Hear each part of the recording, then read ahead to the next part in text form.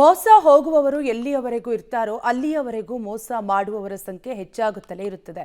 ಹೀಗೆ ಅಮಾಯಕ ಜನರ ಸಂಕಷ್ಟವನ್ನೇ ಬಂಡವಾಳ ಮಾಡಿಕೊಂಡು ಲಕ್ಷಾಂತರ ರೂಪಾಯಿ ವಂಚನೆ ಮಾಡಿದ್ದು, ಹಣ ಒಡವೆ ಕಳೆದುಕೊಂಡ ಕೂಲಿ ಕಾರ್ಮಿಕರು ಈಗ ಕಣ್ಣೀರಿಡುತ್ತಿದ್ದಾರೆ. ಎಲ್ಲಿ ಈ ಘಟನೆ ನಡೆದಿರೋದು ಅಂತೀರಾ? Have A look. ದೇವರು ಪೂಜೆ ಹೆಸರಿನಲ್ಲಿ ಲಕ್ಷಾಂತರ ಹಣ ದೋಖಾ, 31 ತೊಲ ಬಂಗಾರ, 5 ಲಕ್ಷ ನಗದು ಕದ್ದು ಎಸ್ಕೇಪ್. ಸ್ವಾಮೀಜಿ ಹೆಸರಿನಲ್ಲಿ ಅಮಾಯಕರಿಗೆ ವಂಚಿಸಿದ ಖದೀಮ. ದೇವರಲ್ಲಿ ನಂಬಿಕೆ ಇರಬೇಕು, ಆದರೆ ಅತಿಯಾದ ಮೂಢನಂಬಿಕೆ ಇರಬಾರ್ದು. ಅದು ಏನಾದರೂ ಇದ್ರೆ ಹಣದ ಜೊತೆ ನೆಮ್ಮದಿಯನ್ನು ಕೂಡ ಕಳೆದುಕೊಳ್ಬೇಕಾಗುತ್ತೆ. ಹೌದು, ಹೀಗೆ ತಮ್ಮ ಚಿನ್ನಾಭರಣ ಹಣವನ್ನು ಕಳೆದುಕೊಂಡು ಗೋಳಾಡ್ತಾ ಇರುವ ಮಹಿಳೆಯರೆಲ್ಲರೂ ದಾವಣಗೆರೆ ಜಿಲ್ಲೆಯ ಚನ್ನಗಿರಿ ತಾಲೂಕಿನ ಚಿರಡೊಣ್ಣೆ ಗ್ರಾಮದವರು. ಇವರೆಲ್ಲ ಈ ಫೋಟೋದಲ್ಲಿ ಕಾಣಿಸ್ತಾ ಇರುವ ಖದೀಮನ ಕೈಯಿಂದ ಮೋಸ ಹೋದವರು. ಈತನ ಹೆಸರು ದಾದಾಪೀರ್. ಇವನು ಮಾಡೋದು ಬರೀ ಮೋಸ. ತಾನು ದೊಡ್ಡ ಸ್ವಾಮೀಜಿ ಅಂತ ಹೇಳ್ಕೊಂಡು ಅಮಾಯಕರನ್ನೆಲ್ಲ ವಂಚನೆ ಮಾಡೋದೇ ಈತನ ವೃತ್ತಿ. ಚಿರಡೋಣಿ ಗ್ರಾಮದ ಗೀತಮ್ಮ ಎನ್ನುವವರ ಮಗ ಪೋಕ್ಸೋ ಪ್ರಕರಣದಲ್ಲಿ ಜೈಲು ಸೇರಿದ್ದ. ಕೋರ್ಟ್ನಲ್ಲಿ ಬೇಲ್ ಕೂಡ ಸಿಗದ ಹಿನ್ನೆಲೆಯಲ್ಲಿ ಅಳುತ್ತಾ ಬಸ್ ನಿಲ್ದಾಣದಲ್ಲಿ ಕೂತಿದ್ದಾಗ ಇದನ್ನು ನೋಡಿದ ಈ ಖದೀಮ ದಾದಾಪೀರ್, ನಾನು ಸ್ವಾಮೀಜಿ, ನಿಮ್ಮ ಸಂಕಷ್ಟವನ್ನೆಲ್ಲ ದೂರ ಮಾಡ್ತೇನೆ, ನಿಮ್ಮ ಮನೆಗೆ ಕರೆದುಕೊಂಡು ಹೋಗಿ ಅಂತ ಹೇಳಿದಾನೆ. ಈತನ ಮಾತನ್ನು ನಂಬಿದಂತಹ ಗೀತಮ್ಮ ಮನೆ ಕರೆದುಕೊಂಡು ಹೋಗಿದ್ದಾರೆ. ಮನೆಯೊಳಗೆ ಅಡ್ಡಾಡಿದ ದಾದಾಪೀರ್, ನಿಮ್ಮ ಮನೆಯಲ್ಲಿ ಮಾಟ ಮಂತ್ರ ನಡೆದಿದೆ ಅಂತ ಹೇಳಿ ಕೋಣೆಯೊಂದರಿಂದ ತ್ರಿಶೂಲ, ನಿಂಬೆಹಣ್ಣು, ಮೂಳೆಯನ್ನು ತೆಗೆದಿದ್ದಾನೆ. ಅಲ್ಲದೆ ನಿಮ್ಮ ಮಗ ಜೈಲಿನಲ್ಲಿಯೇ ಸತ್ತು ಹೋಗ್ತಾನೆ, ನಿಮ್ಮ ಮಗ ಜೀವಂತವಾಗಿರಬೇಕು ಅಂದರೆ 21 ದಿನ ಪೂಜೆ ಮಾಡಬೇಕು, ಅದರಲ್ಲಿ ನಿಮ್ಮ ಹಾಗೂ ನಿಮ್ಮ ಸಂಬಂಧಿಕರ ಒಡವೆ ಹಣವನ್ನು ಇಡಬೇಕು ಅಂತ ಹೇಳಿ ಪೂಜೆ ಮಾಡುವ ನೆಪದಲ್ಲಿ ಚಿನ್ನಾಭರಣವನ್ನು ಎಗರಿಸಿದ್ದಾನೆ.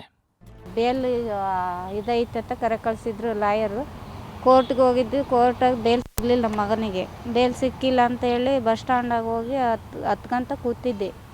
ಕೂತಾಗ ಬಂದರು ಅವರು. ಬಂದು ಯಾಕಮ್ಮ ಅಳ್ತಿದ್ದೀರಿ ಅಂತ ಹೇಳಿದರು.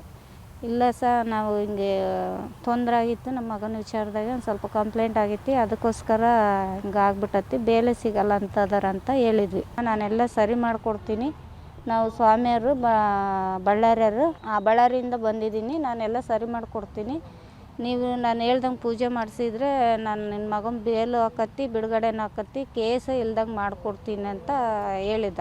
ಇನ್ನು ಇದೇ ಸಂದರ್ಭದಲ್ಲಿ ಗೀತಮ್ಮಾಳ ಚಿಕ್ಕಮ್ಮ ರುದ್ರಮ್ಮನಿಗೂ ಕೂಡ ವಂಚನೆ ಮಾಡಿದ್ದಾನೆ. ಆಕೆಯ ಮಕ್ಕಳು ಬೆಂಗಳೂರಿನಲ್ಲಿಯೇ ಸಾಯ್ತಾರೆ. 21 ದಿನ ಪೂಜೆ ಮಾಡಬೇಕು ಅಂತ ಹೇಳಿ ಸಂಬಂಧಿಕರ ಚಿನ್ನ ಹಾಗೂ ಹಣವನ್ನು ಇಡುವಂತೆ ಹೇಳಿದ್ದಾನೆ.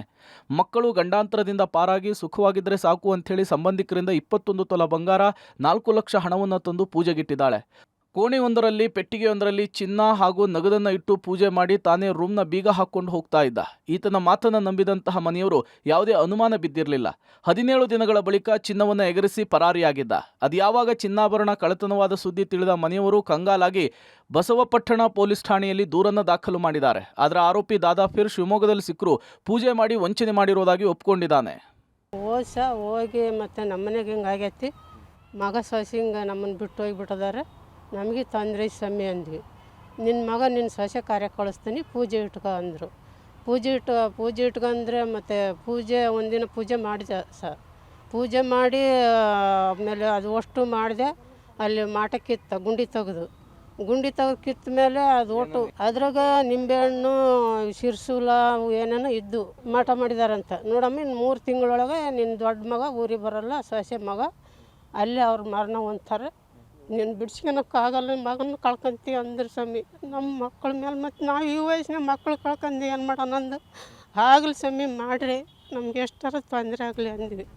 ಒಟ್ಟಾರೆಯಾಗಿ ಹೀಗೆ ಮಕ್ಕಳಿಗೆ ಗಂಡಾಂತರ ಇದೆ ಅಂಥೇಳಿ ಹೆದರಿಸಿ ಪೂಜೆ ಮಾಡುವ ನೆಪದಲ್ಲಿ ಅಮಾಯಕರಿಂದ ಲಕ್ಷಾಂತರ ರೂಪಾಯಿ ವಂಚನೆ ಮಾಡಿದ್ದು, ಈಗ ಆರೋಪಿ ಸಿಕ್ಕರೂ ಆತನಿಂದ ಚಿನ್ನಾಭರಣವನ್ನು ವಸೂಲಿ ಮಾಡಿಕೊಡುವ ಕೆಲಸದಲ್ಲಿ ಮಾತ್ರ ಪೊಲೀಸರು ನಿರ್ಲಕ್ಷ್ಯ ತೋರಿಸ್ತಿದ್ದಾರೆ. Puneeth Tapti, public TV, Davanagere.